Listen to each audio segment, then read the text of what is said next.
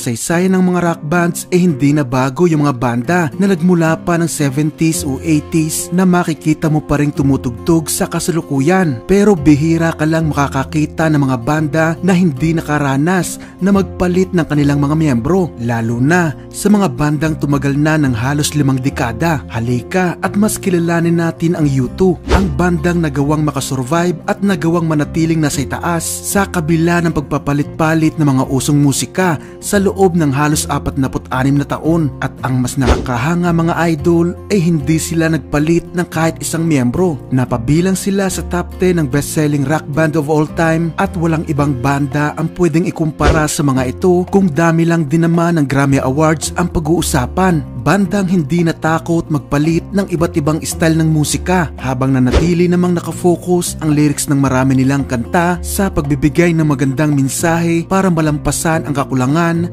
kabiguan, pagkawala ng mahal sa buhay, minsan espiritual, political at iba pa. Sila mga idol ang bandang nasa likod ng mga awiting Where the Streets Have No Name, With or Without You, Beautiful Day, One, at napakarami pang iba. Paano nga ba nabuo ang napakatatag na bandang ito? Gaano nga ba silang kagaling at kasikat? Bakit nasabi ng ibang journalist na ang U2 ang greatest rock band in the world? Panoorin mo itong video hanggang sa dulo para maibigay mo sa akin ang opinion mo kung nararapat nga ba ang bandang ito na ihanay sa mga legendary bands na naging malaking parte ng ating buhay. Simulan na natin ang kwento pagkatapos ng intro. Maraming salamat mga idol.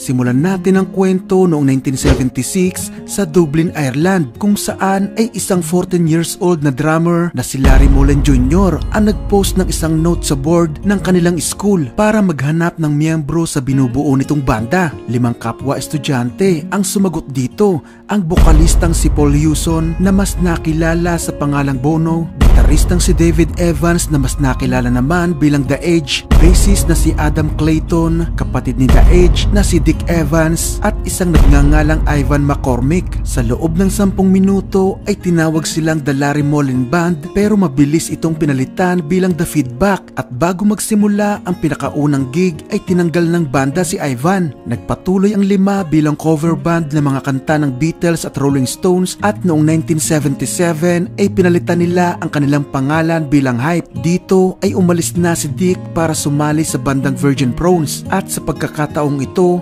nagpalit muli sila ng pangalan at dito na nga isinilang ang U2. Dahil kasikatan pa noon ng mga punk rock na banda tulad ng Sex Pistols ay nagkaroon ang mga ito ng malaking impluensya sa U2 sa mga unang taon ng banda. Dumating ang magandang break sa U2 nung huling taon nila sa high school nung manalo ang banda sa isang contest na ang premyo ay £500 at recording session ng demo na ipapadala at maririnig ng record label na CBS Ireland. Nakalaunan dahil na rin sa kakulangan ng experience ng mga ito ay nabigo silang makakuha ng kontrata sa mga ito. Ganun pa man ay nagkaroon ng connection ang banda sa Hot Press Magazine na nagpakilala sa kanila kay Paul McGuinness na naging manager ng banda. Sa tulong nito ay nakapag-record at nakapag-release sila ng kanilang demo at extended play sa CBS na nakapagbigay sa banda ng kaunting katanyagan sa kanilang lugar. At dahil nga tumutunog na ang kanilang pangalan ay sumubok silang tumugtog sa England pero bigo ang mga itong makakuha ng atensyon doon. Nagpatuloy ang banda sa pagtugtog sa Ireland hanggang mapansin sila ng A&R na si Bill Stewart ng Island Records na naging daan naman sa pagkakaroon nila ng kontrata dito. Noong October 20,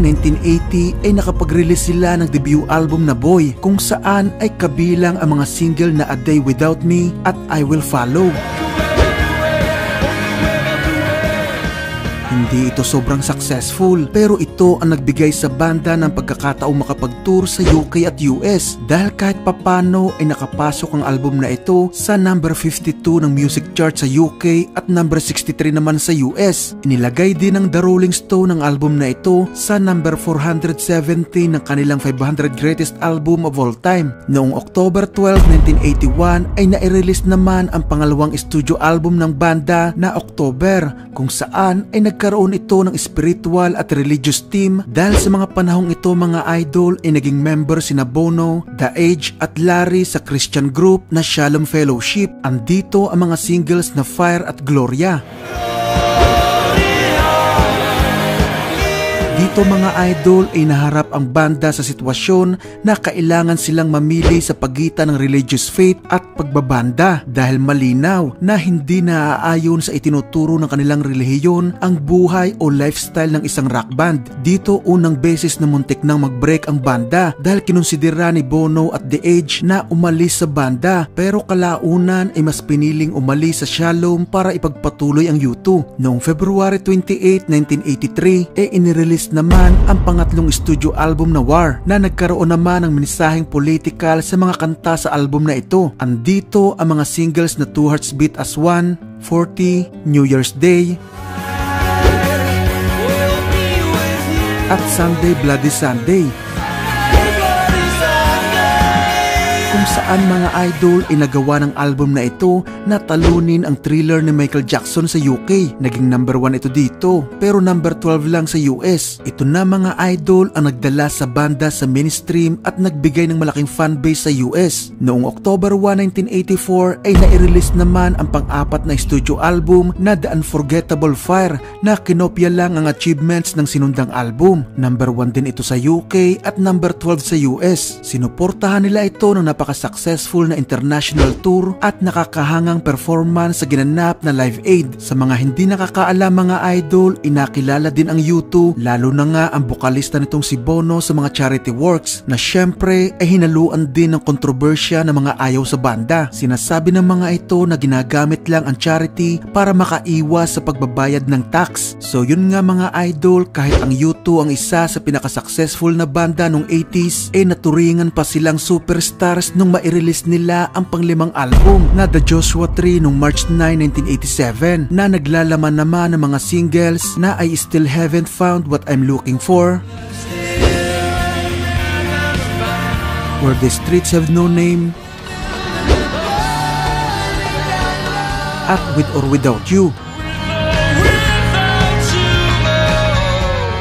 na pumalo sa number 1 sa napakaraming bansa at nakapagbigay ng maraming awards. Kasama na nga dyan ang Grammy Awards na Album of the Year at Best Track Performance by a Group with Vocal. Ito mga idol ang isa sa pinaka-the best-selling album of all time na bumenta ng 25 million copies sa buong mundo. Naging cover din ang banda ng Time Magazine na nung panahon na yon mga idol ay 4 lang silang banda sa buong kasaysayan ang nabigyan ng pagkakataon na ganun. At syempre ay hindi mawawala dyan ang The Beatles. Nagtala din ito ng record nung panahon na yun sa England na tanging album sa kasaysayan na naging platinum sa loob lang ng 2 araw. At para maunawaan pa kung gaano ka-successful ang album na ito, isa lang naman ito mga idol sa 25 album na inilagay sa Library of Congress sa US bilang part ng music history. Ang bangis nun mga idol, kasing bangis ng mga politikong panay kaway nung eleksyon pero hindi mo na makita ngayon.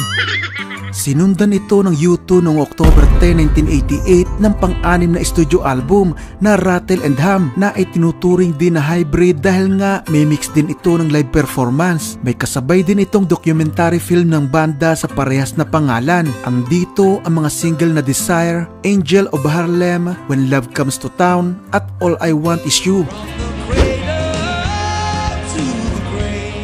na ang intensyon dito ng banda mga idol ay makapagbigay ng tribute sa mga legendary rock bands na nauna sa kanila, pero inulan ito ng batikos ng mga tao na ayaw sa U2. Inakusahan ng mga ito ang banda na sinusubukang ihanay ang kanilang pangalan sa ranggo ng mga naturang legendary rock bands. Ganun pa man ay nag-number 1 din ito sa napakaraming bansa at bumenta ng 14 million copies sa buong mundo. Noong November 18, 1991 ay nai-release ang pang-7 studio album album na tinawag nilang Ektang Baby, kung saan ay kabilang ang mga singles na Even Better Than The Real Thing, Who's Gonna Ride Your Wild Horses, The Fly, Mysterious Ways,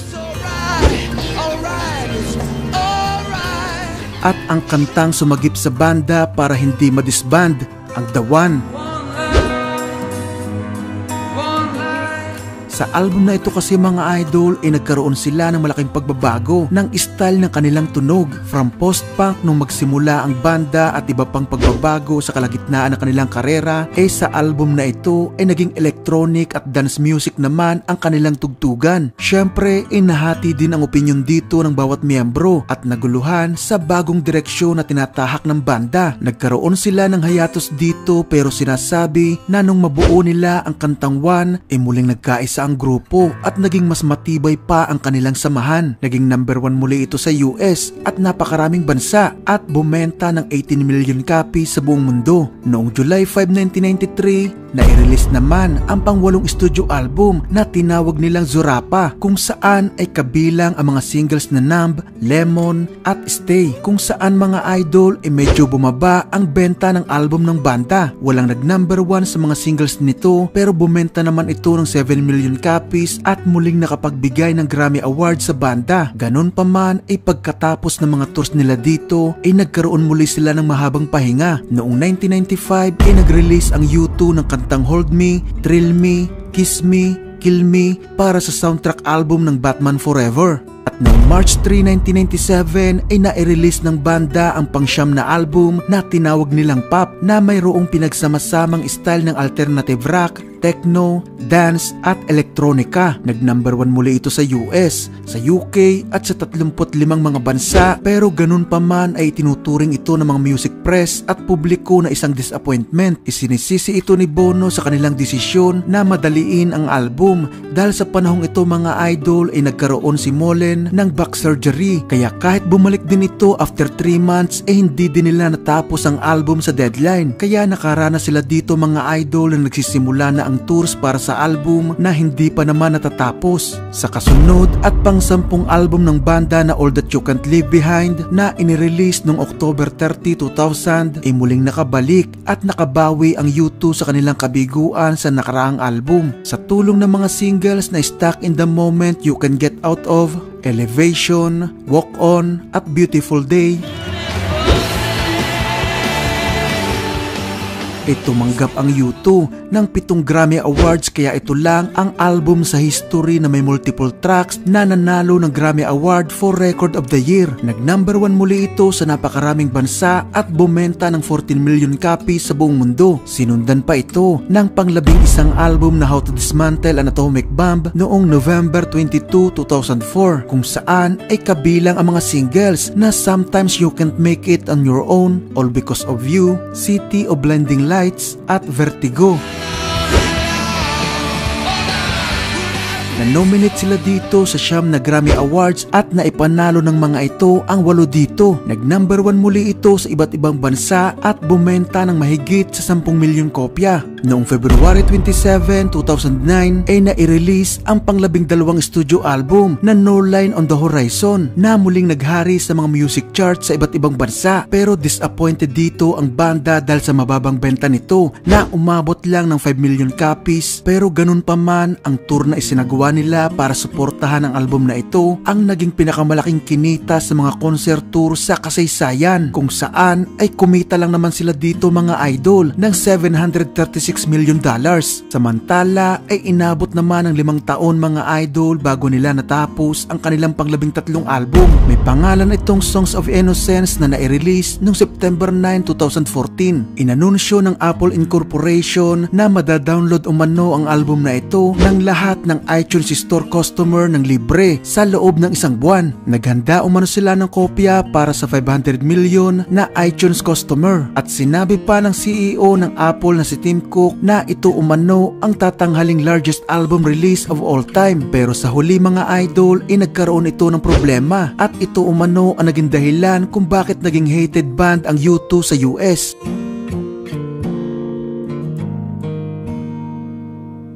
Nadagdagan pa ang problema ng banda dahil na-injure si Bono sa isang bicycle accident na naging dahilan ng paghinto nila sa kanilang tours. Noong December 1, 2017 na i-release ang pang-14 na album na Songs of Experience na bumenta lang ng 1.3 million copies pero muli itong nag-number 1 sa US, kaya sila lang mga idol ang pinakaunang grupo na naging number 1 sa US ang albums ng sunod-sunod sa loob ng 4 na dekada. Isang achievement na hindi agad malalampasan at mabubura. Marahil nga mga idol marami tayong hindi na cover sa video na to, pero sigurado ako na nakita nyo kung gaano kasikat, kalaki at kasuccessful ang bandang U2. Nagkaroon sila ng 14 na studio albums, isang live album, 3 compilation albums, 15 video albums, 73 music videos, 9 na extended plays, 83 singles at 15 subscriber exclusive albums. Bumenta ang U2 ng mahigit sa 175